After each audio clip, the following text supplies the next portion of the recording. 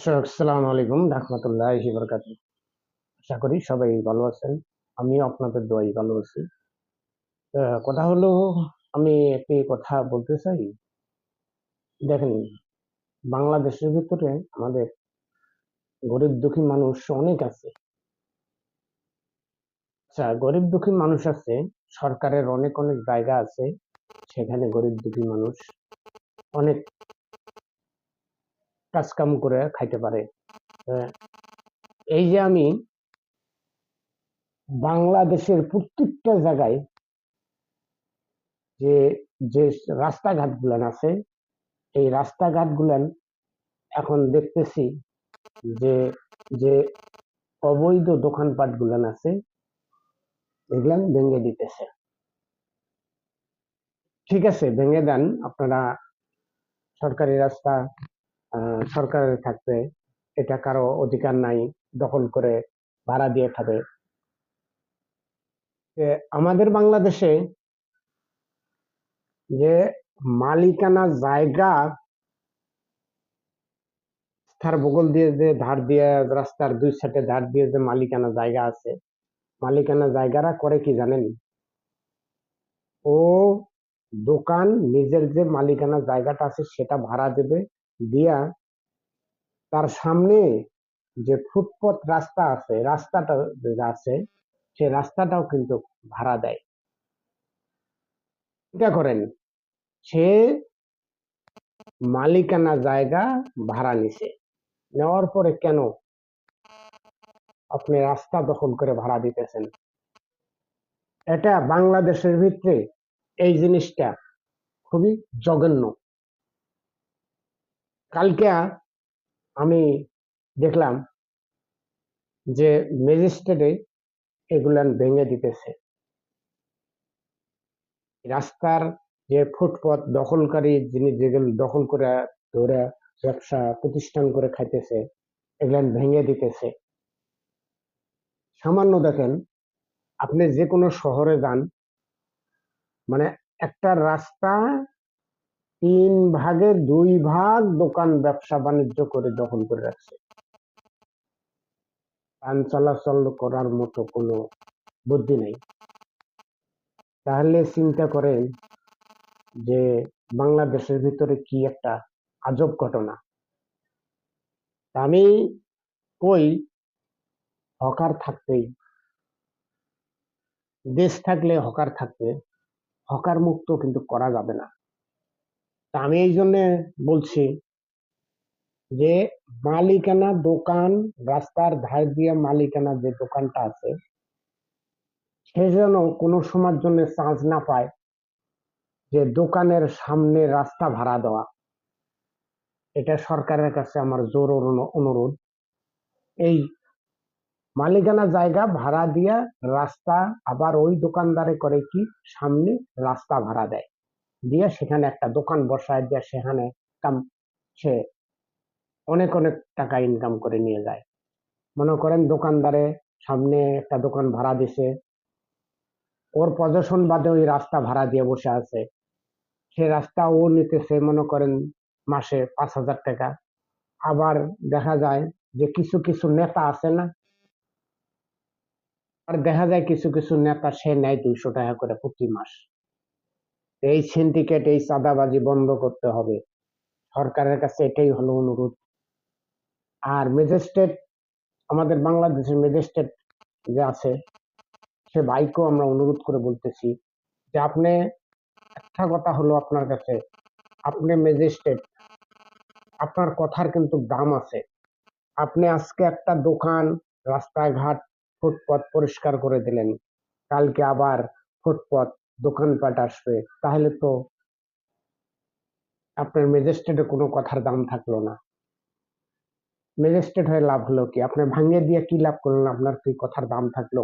এই দামটা বাস্তবায়ন করার জন্য বাংলাদেশে যেন আর যেন ফুটপাত আপনি যেমন ভেঙে দিতেছেন, যেমন দোকানপাটে অভিযান চালায়া 2 নম্বর জিনিস যেমন আপনি বন্ধ করতেছেন, পরিবর্তিতে যেন আর যেন এইরকম সে যেন না করতে পারে। এখন এই যে আমি কালকে দেখলাম যে বিভিন্ন জায়গায় অভিযান চালায়া রাস্তা, ফুটপাত উঠায় দিতেছে। এটা কি এখন যে দেখার বিষয়? বাংলাদেশের মানুষকে আমি বলি যে এটা একটা দেখার বিষয় এখন। যেমন ভেঙে দিছে, আবার কি এই ফুটপথ বসে কি না?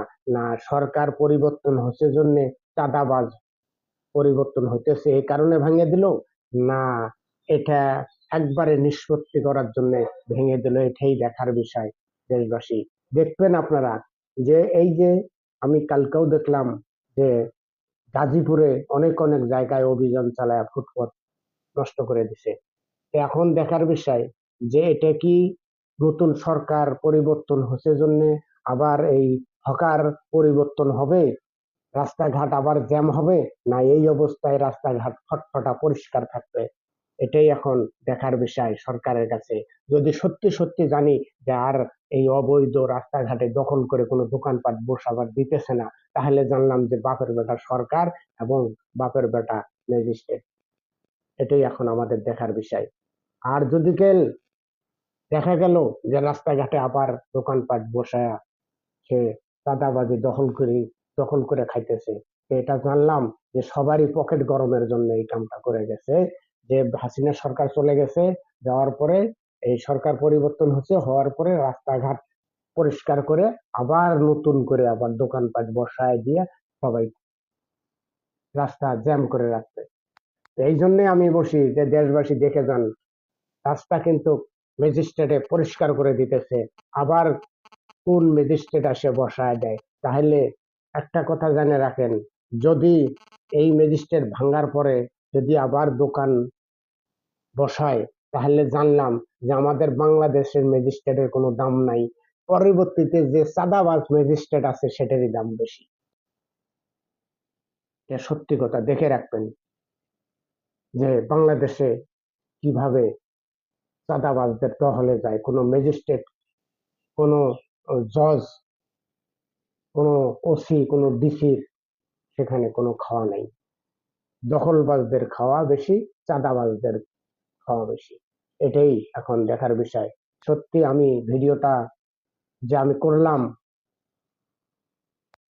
আমি আবার দেখব, আমি আবার ভিডিও যদি সত্যি সত্যি যদি আবার এই জিনিসগুলো না আবার গঠিত হয়, এই ফুটপাত দখল করে আবার আমি ফুটপাতের জন্য আমি আর একটা ভিডিও দেব, তখন জানাবো আমি আপনাদের যে দেখেন এটা একটা দেখানো নাটক তৈরি করছিল এরা।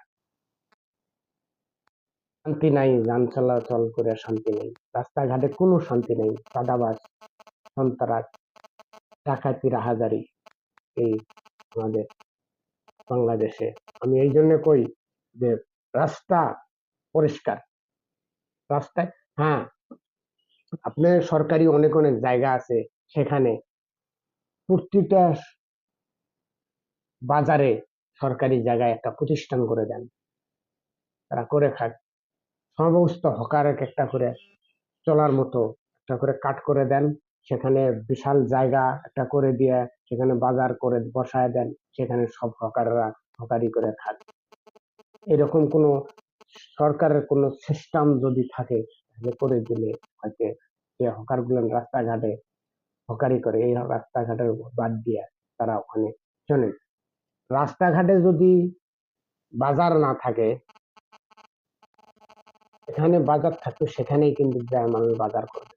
বাজার তো নিত্য প্রয়োজনীয় জিনিস, তাহলে তো রাস্তাঘাটে যে দোকান বসায় বাজার করা লাগবে এটা তো কোনো কথা না। বাজার তো যেখানে সেখানে করা যায়, বাজার যেখানে বসানো যেখানে সেখানে বাজার বসানো যায়, যেখানে বাজার থাকবে সেখানে পাবলিক যাবে।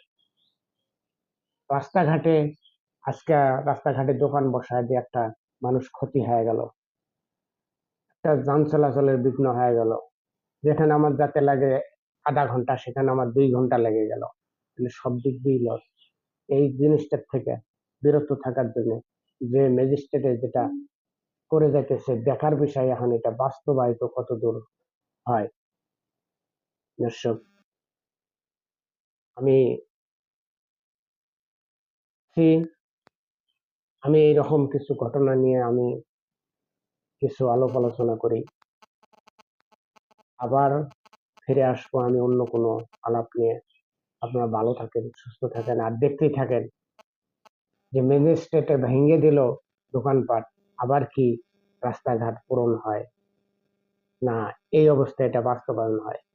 ভালো থাকেন, সুস্থ থাকেন, রাস্তাঘাটে চলাফেরা সতর্ক সহিত চলাফেরা করবেন। আসসালামু আলাইকুম।